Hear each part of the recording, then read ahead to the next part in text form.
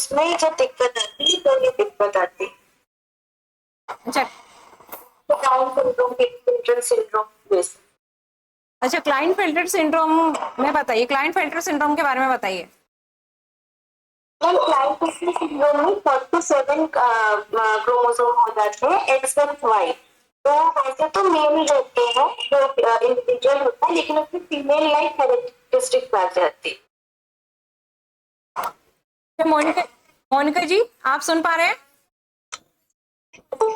मोनिका जी, चलिए मैं प्रश्न पूछ रही हूँ, मैं जिसका नाम लूंगी आप लोग बताइएगा, ठीक है? अच्छा ये बताइए कि आप लोगों ने सुना होगा कि डायबिटीज के दौरान क्या है, हम इंसुलिन के इंजेक्शन वगैरह लेते हैं ना इंसुलिन। हाँ, तो इंसुलिन को ओरल क्यों नहीं लिया जाता है? ताकि वो स्टमक में जाके डाइजेस्ट ना हो जाए, स्टमक में जाके वो ब्रेक डाउन हो जाएगा तो वो एक्ट नहीं कर पाएगा। Okay, very good. और हाँ जी बताइए बताइए। है और उसका मैम डायरेक्ट अब्जॉर्ब नहीं हो पाता है, अब्जॉर्प्शन थ्रू सेल, तो इसीलिए इंट्रावेनसली दिया जाता है ताकि डायरेक्ट ब्लड में वो डिसॉल्व हो जाए। हाँ, वो डाइजेस्ट हो जाएगा, बस यही रीजन रहता है। चलिए, अच्छा आप लोगों ने उसके बारे में सुना है कि कॉप कॉप समिट के बारे में सुना है आप लोगों ने? जी मैम। हाँ जी, ये किससे संबंधित है? एनवायरमेंट से रिलेटेड है। एनवायरमेंट से रिलेटेड है। तो ये एनवायरमेंट में किसके लिए किया जाता है? एनवायरमेंट को संरक्षण देने के लिए, प्रोटेक्शन देने के, मतलब किससे संबंधित है? एनवायरमेंट तो सीट ठीक है, आपने बताया पर्यावरण से है, ठीक है। तो पर्यावरण में क्या हो रहा है जिसके कारण हम कॉप समिट का आयोजन किया जाता है? क्लाइमेट चेंज को कंट्रोल करने के लिए होता है। ओके, क्लाइमेट चेंज, जलवायु परिवर्तन। अच्छा, पहला कॉप समिट कहाँ हुआ था?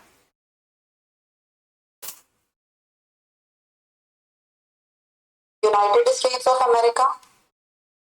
कंफर्म? नहीं मैम, ये तुक्का है। चलिए कोई बात नहीं। अच्छा ये बताइए कि कॉप समिट जो है, एक तो जलवायु परिवर्तन से संबंधित होता है और एक और होता है green house effect. Green house effect नहीं, जैव विविधता, बायोडायवर्सिटी। ओके। ठीक है, जैव विविधता को संरक्षण देने के लिए भी होता है, ठीक है। अच्छा, आपने यूएनएफसीसी के बारे में सुना है? यूएनएफसीसी,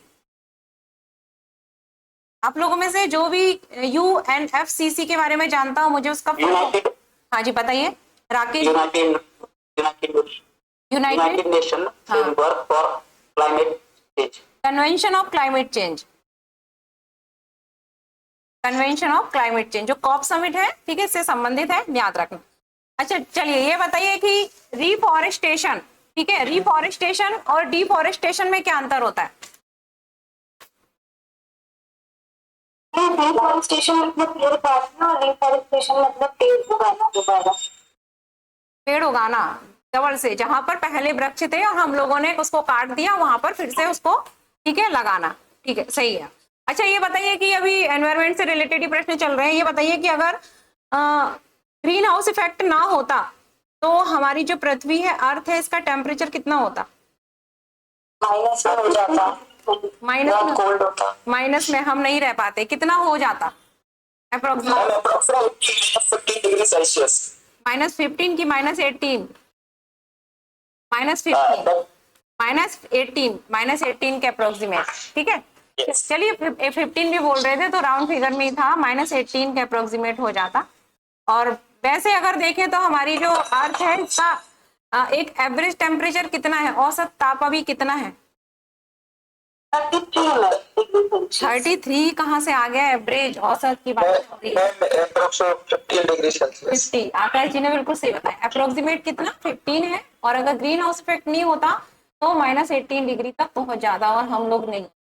अच्छा ये बताइए कि अभी कुछ प्रश्न मैं एनवायरमेंट से पूछ रही हूँ, फिर आगे चलेंगे कि आप लोगों ने हाँ जी, इको सैंड टॉयलेट के बारे में सुना होगा, इको सैंड टॉयलेट सुना है? हाँ जी, क्या होते हैं ये? Yes, so biodegradable kits, we are trying to reduce the human waste of Critical sustainable methods. ये कहाँ देखे जाते हैं? भारत में कहीं देखने को मिलते हैं?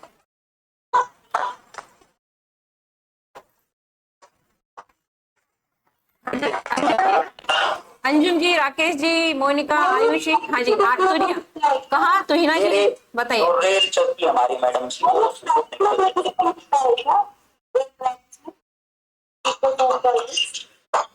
मुझे आप लोग ऐसा करिए, एक एक करके बोलिए, मुझे आप वॉइस ना सब मिक्स हो जाते हैं। सर्विस जो है वो एयरक्राफ्ट में बिल्कुल नहीं होना चाहिए क्योंकि उसमें वाटर का यूज नहीं होता है। बिल्कुल सही बताया, ठीक है। ये हमारे भारत में तो इतना नहीं है, लेकिन हाँ प्रचलन नहीं है, लेकिन फिर भी अगर देखें तो केरल साइड थोड़ा बहुत ठीक है देखने को मिलते हैं। केरल और श्रीलंका। हाँ जी, केरल श्रीलंका, बिल्कुल सही बताया। श्रीलंका किसने बताया? आकाश जी, आकाश जी बिल्कुल सही, ठीक है। चलिए, अच्छा अभी किसी ने बताया था ग्रीन हाउस का, कुछ किसी ने कुछ बताया था, मैंने पूछा था जब कोप से रिलेटेड या यूएनएफसीसी से रिलेटेड, तो किसी ने ग्रीन हाउस के बारे में बताया था। अच्छा बताइए, ग्रीन हाउस से रिलेटेड जो है वो किसी प्रकार का कुछ समझौता वगैरह, ठीक है, या फिर कुछ प्रोटोकॉल कुछ है क्या? आप लोग जानते हैं इससे संबंधित? बताइए। Kyoto protocol. अच्छा, क्योटो कहाँ पर है? जापान में है, ठीक है। तो इसमें क्या बात कही गई थी? ग्रीन हाउस गैसेस के एमिशन को कम से कम करने के लिए ये प्रोटोकॉल साइन हुआ था। ठीक है, To reduce the carbon footprint emitted by the different countries. To make the free or carbon reduced environment in the countries. अच्छा जापान में अभी आपने बताया किसी ने, तो ये बताइए जापान में एक डिसीज की काफी मतलब ऐसी चर्चित डिसीज है जिसको सभी लोग जानते हैं, ठीक है, जो मरकरी के कारण होती है। हाँ, तो इसका मतलब कारण क्या है, क्यों होती है, कैसे फैलती है? जब कुछ वाटर में ज्यादा हो जाए तब फैलती है ये, और जिसके कारण कि सेंट्रल नर्वस सिस्टम अफेक्ट होता है। सेंट्रल नर्वस सिस्टम अफेक्टेड होता है, ठीक है। तो इसके लिए कुछ प्रयास किए गए हैं सरकार के द्वारा, जब हमारे यहाँ नहीं, मतलब विभिन्न देशों की जो अगर बात करें कंट्री में जो गवर्नमेंट है उसके द्वारा किसी प्रकार के कुछ प्रयास किए गए हैं?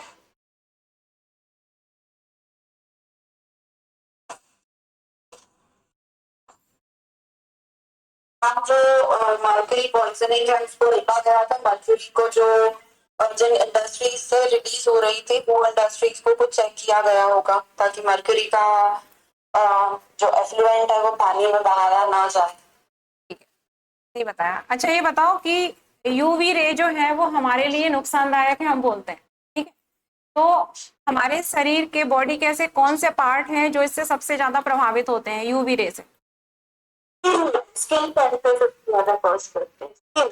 Skin. Skin and eyes are affected mostly by the UV अच्छा, radiations. आपने आई Because में बताया, it's हाँ, caused in eye, and skin cancer is caused by UV radiations. आई में कौन सा पार्ट जो है सबसे ज्यादा इससे प्रभावित होता है? कॉर्निया, कॉर्निया, ठीक है। अब ये बताइए आप मुझे कि किसी भी 5 पैथोजन के नाम बताइए। मैं जिससे पूछूंगी वो मुझे बताएंगे किसी भी 5 पैथोजन के नाम, ठीक है, उनके साइंटिफिक नेम सहित। अब मैं जिससे पूछती हूँ बस वो ही बताएगा। चलिए, प्रमला जी आप बताएंगी? प्रमला जी, प्रमला, स्वाति, आयुषी,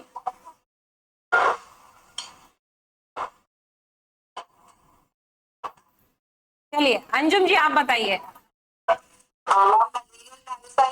मलेरिया कॉज करने का वाला जो पैरासाइट है वो प्लाज्मोडियम वाइवैक्स। हाँ, और बताइए। डायरिया कॉज करने के लिए रिस्पॉन्सिबल रहता है इकोलाई या अमीबा। अमीबिक डिसेंट्री कॉज करता है, अगेन वो डायरिया कॉज करता है। देन उसके बाद टीबी ट्यूबरक्लोसिस कॉज करने के लिए माइकोबैक्टीरियम ट्यूबरकल। देन थ्रोट और हाई फीवर के लिए रिस्पॉन्सिबल रहता है स्टेफाइलोकोकस ऑरियस। देन उसके बाद एड्स कॉज करने के लिए रिस्पॉन्सिबल रहता है human immuno virus HIV। Human immuno deficiency, ठीक है। एड्स, ठीक है, एड्स के लिए। अच्छा, एड्स अभी बताया आपने, तो एड्स के लिए एक ट्रेन चलाई गई थी लोगों में जागरूकता पैदा करने की, उस ट्रेन के बारे में बता सकते हैं? ट्रेन के बारे में, तो इनका जी ट्रेन के बारे में जानते हो? एड्स के लिए एक ट्रेन चलाई गई थी। आप मुझे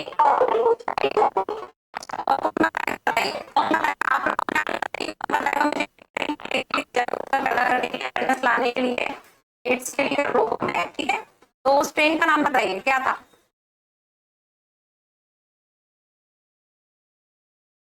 मैम रेड रिबन ट्रेन 2007 में आके स्टार्ट हुई। हाँ, red ribbon red ribbon express, red ribbon express. Okay, सही बताया निहारिका जी ने। अच्छा, एड्स जो है, इसके लिए किसी प्रकार की वैक्सीन तैयार हो चुकी है कि नहीं हो चुकी है अभी भारत में? नहीं। और अगर वैश्विक लेवल की बात करें, पूरे विश्व में कहीं ऐसी कोई वैक्सीन है जो तैयार हो चुकी हो? नहीं हो चुकी। चलिए, अच्छा एक प्रश्न है, देखते हैं कौन बताता है। ये बताइए, आप लोगों ने फिशरीज के बारे में सुना होगा, है ना, और पीसी कल्चर के बारे में भी सुना होगा, तो दोनों में अंतर क्या है, या फिर दोनों एक ही है? मैम जो एक्वाकल्चर है उसमें सब आते हैं, मतलब उसमें प्रॉन्स भी आते हैं, फिश भी आते हैं, कोई भी मोलस्क भी आते हैं। तो जितने भी इनवर्टिब्रेट जो पानी में रहते हैं अपन कल्चर करें तो एक्वाकल्चर कहेंगे। लेकिन कल्चर में बेसिकली फिश है, सिर्फ फिश की किसी अगर हम करें तो वो पीसी कल्चर कहलाए। मैंने आपने प्रश्न नहीं सुना तो इना जी, मैंने बोला था कि फिशरीज और पीसी कल्चर में क्या अंतर है, डिफरेंस बिटवीन फिशरीज और पीसी कल्चर पूछा था, दोनों में। एक्वाकल्चर नहीं पूछा, पीसी कल्चर और फिशरीज। मैम फिशरीज का मतलब है कि जो एक्वाटिक लाइफ है उस एक्वाटिक पूरी लाइफ की स्टडी और उससे रिलेटेड एजुकेशन इम्पार्ट करने वाला जो डिपार्टमेंट रहेगा वो फिशरीज डिपार्टमेंट रहेगा, जो उसका पूरा एक नॉलेज रखेगा। और पिसीकल्चर बेसिकली कल्चर करना फिशेस का या वाटर के ऑर्गेनिजम्स का कल्चर करना, वो पिसीकल्चर कहलाएगा। यानी कि कल्चर हम दोनों में करते हैं। जो फिशरीज, तभी तो आपने सुना होगा कि जो गवर्नमेंट डिपार्टमेंट होते हैं मछली पालन से संबंधित, उनको हम फिशरीज डिपार्टमेंट कहते हैं, पीसी कल्चर डिपार्टमेंट नहीं होता, है ना। हाँ, तो ये क्या एक कॉमन क्वेश्चन रहता है, लेकिन हम लोगों को क्या सोचते हैं, दोनों एक ही है, लेकिन दोनों अंतर है कि पीसी कल्चर अगर बात करें तो फिशरीज के अंतर्गत आ जाता है ना। इसमें हम क्या करते हैं, हाँ, उसकी पूरी ओवरऑल हाँ, नॉलेज रखेगा, हाँ, सारी जानकारी, सब कुछ हाँ, नॉलेज। तो वो फिशरीज में आता है। जबकि पीसी कल्चर में क्या आता है, सिर्फ हम उसका कल्चर कर रहे हैं, ठीक है, पाल रहे हैं उसको बस। और इसमें जो ऑल ओवर जितनी भी एक्टिविटी आ जाएंगी वो फिशरीज के अंतर्गत आ जाएंगी। अच्छा, मुझे ब्लू रिवोल्यूशन के बारे में बताइए। हाँ जी, इसके लिए क्या किया था बताइए, आकाश जी आप बताइए। अच्छा, तो हिना जी आप बताइए, कुछ बोल रहे थे। गया था कि स्पेशली फिश की कल्टीवेशन को बढ़ाने के लिए इन एडिशन जितने भी इकोनॉमिकली इम्पोर्टेंट एक्वाकल्चर स्पीसीज है उनके कल्टीवेशन को बढ़ाने के लिए ब्लू रेवोल्यूशन कराया गया। यानी कि ओनली सिर्फ फिश के लिए कि जितने भी मतलब हमारे एक्वेटिक जीव है? कोई भी मोलस्क प्रॉन्स है, मोलस्क है, सबकी भी किया गया था ना। लेकिन फिश क्योंकि मेजर होता है हम लोग के उसमें पूरे वर्ल्ड में ग्लोब में, तो इसमें ज्यादा प्रयास। ओके, सही बताया। अच्छा, ये बताओ कि आप लोगों ने सुना होगा कि इन विवो और इन विट्रो फर्टिलाइजेशन के बारे में, इन विवो इन विट्रो। हाँ जी, तो अंजुम जी, निहारिका या अंजुम जी में से कोई बताएंगे इन विवो और इन विट्रो क्या है, किस तरीके से बताएंगे? In vivo fertilisation is inside the cell, in vitro मतलब कि ग्लास के अंदर। अगर हम ग्लास जो लैब में करते हैं इन्वायरमेंट में, डिजायरेबल इन्वायरमेंट में, तो वो इन विट्रो फर्टिलाइजेशन कहलाता है, जिसे हम IVF भी कहते हैं। लाइक अभी हम देख रहे हैं कि जो आर्टिफिशियल रिप्रोडक्टिव टेक्निक है सबसे एडवांस टेक्निक है इन विट्रो फर्टिलाइजेशन, जिसमें टेस्ट ट्यूब हम एग्जाम्पल देख सकते हैं। अच्छा, पहला टेस्ट ट्यूब बेबी के बारे में बताइए। क्या होता है? First test tube baby,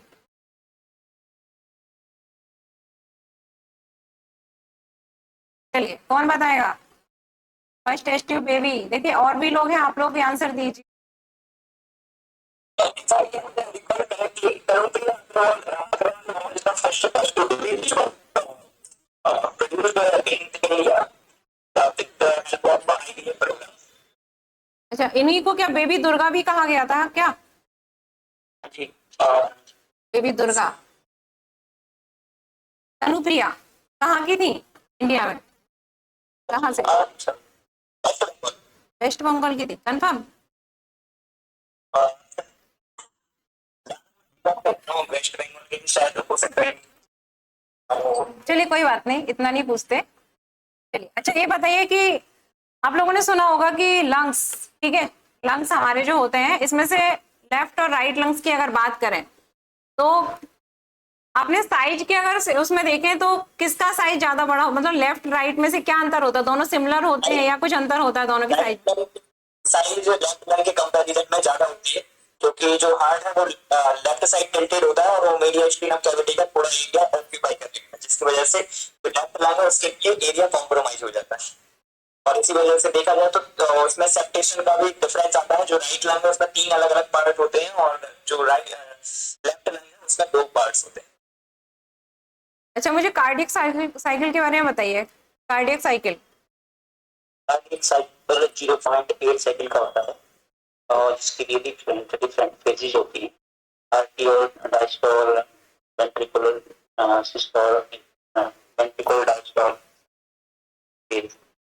okay, आपने Cardiac cycle records the whole scenario of pumping of blood in a single interval.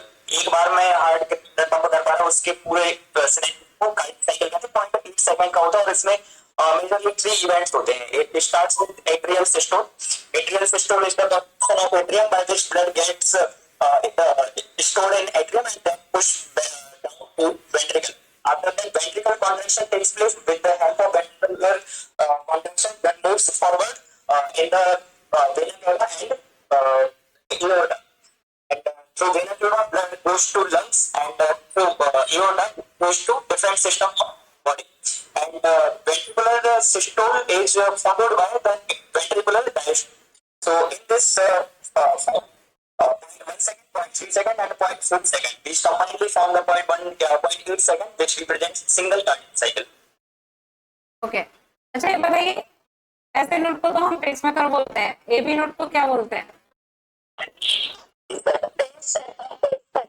Pace setter. ये ए से नोट जो है वो किससे बना होता है?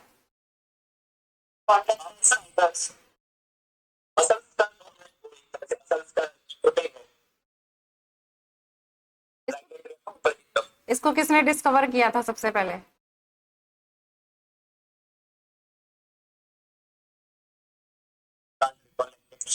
चलिए कोई बात नहीं। अच्छा मुझे ये बताइए कि लव हार्मोन क्या होता है? ऑक्सीटोसिन।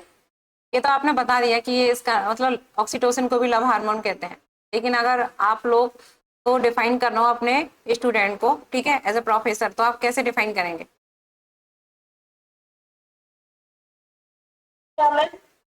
ऑक्सीटोसिन को लव हार्मोन बोलते हैं, ठीक है, अभी अंजुम जी ने बताया, सही बताया, लेकिन उसको लव हार्मोन क्यों बोलते हैं? हाँ जी बताइए, कौन बता रहा था? अंजुम जी बता रही थी, कौन बताएंगे? किसी से मिलने पर या किसी को देखने पर या किसी के साथ बातचीत करने पर हमारी बॉडी के अंदर एक बॉन्डिंग हार्मोन रिलीज होता है ऑक्सीटोसिन नाम का। तो वो उस तरह की फीलिंग देता है, सेंस ऑफ सिक्योरिटी। जैसे कि जब मदर को चाइल्ड बर्थ होता है तो उसमें भी सेम हार्मोन रिलीज होता है। जब चाइल्ड ब्लड सक करता है और मिल्क सक करता है तो उसे भी उनका मदर में सेम हार्मोन रिलीज होता है और इसको बॉन्डिंग के लिए भी रिस्पॉन्सिबल रहता है। ऐसा नहीं किसी के साथ मिलने पर या किसी से बात करने पर अगर फील हो रहा है तो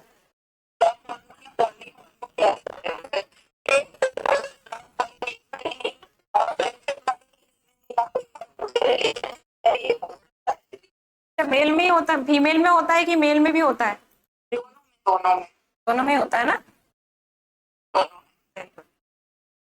अच्छा ये बताइए मुझे, चलो ये हार्मोन तो हो गया, सही बताया बिल्कुल आपने, ठीक है। अच्छा ये बताओ कि जैसे हमारे पास यहाँ पास कोई ऐसा पेट है जो हमको बहुत अच्छा लगता है, ठीक है, और उसके साथ अगर हम समय व्यतीत करते हैं तो हमको बहुत अच्छा लगता है, अच्छा महसूस होता है, तो क्या उस समय भी सीक्रेट होता है या सिर्फ कभी सीक्रेट होगा? हाँ, ऐसा नहीं ना कि सिर्फ चॉकलेट्स भी खाते हैं, मतलब कुछ भी खा रहे हैं, it is giving a feeling of happiness, even if it good food also, then also oxytocin is secreted. जब हम क्या हो, खुश हो, हैप्पी हो, बस, ठीक है। चलिए। अच्छा, ये तो ठीक बताया आपने। मुझे बताइए कि इकोलॉजिकल सक्सेशन, ठीक है, क्या होता है? पारिस्थितिक अनुक्रमण के बारे में बताइए। geographical condition from in which species starts to develop from initial point and get to the climax point. It can be defined as finishing or finishing of the ecosystem, in which the species starts to grow, develop, and then acquire the highest point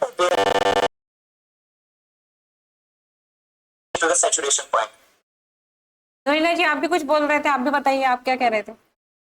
And ecological protection is very directly of chemical that contributes to gradual cell fertility and reaches climax which is the equilibrium with the environment.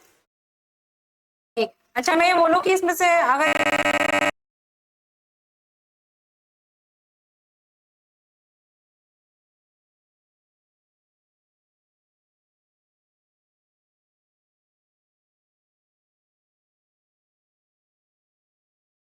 Differentiate किया जा सकता है। Primary succession जब होता है जब कोई area पहली बार इनहेबिट होता है, जैसे कि कोई रॉक जिसके ऊपर पहले कभी भी किसी की ग्रोथ नहीं हुई थी, तो प्राइमरी सक्सेशन में आता है। और फॉरेस्ट फायर के बाद अगर किसी लैंड को वापस से कल्टीवेशन के लिए यूज किया जाए तो उसे सेकेंडरी सक्सेशन कहा जाता है। उसके अलावा ये किस तरह के एनवायरनमेंट में सक्सेशन हो रहा है उस बेसिस पे भी इसे क्लासिफाई किया जा सकता है कि सलाइन सॉइल में अगर इसका सक्सेशन देखने को मिल रहा है तो वो हेलोसियर कहा जाएगा, अगर ड्राई पर हो रहा है तो हीरोसियर कहा जाएगा, अगर वाटर में हो रहा है तो उसे हाइड्रो सियर सक्सेशन कहा जाएगा, और अगर सैंड में हो रहा है तो सेमोसियर कहा जाएगा। सो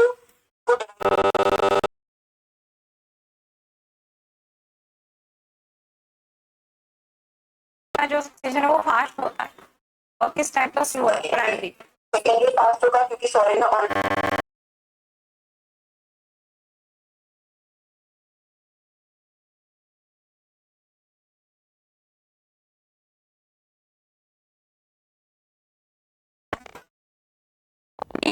बायोडाइवर्सिटी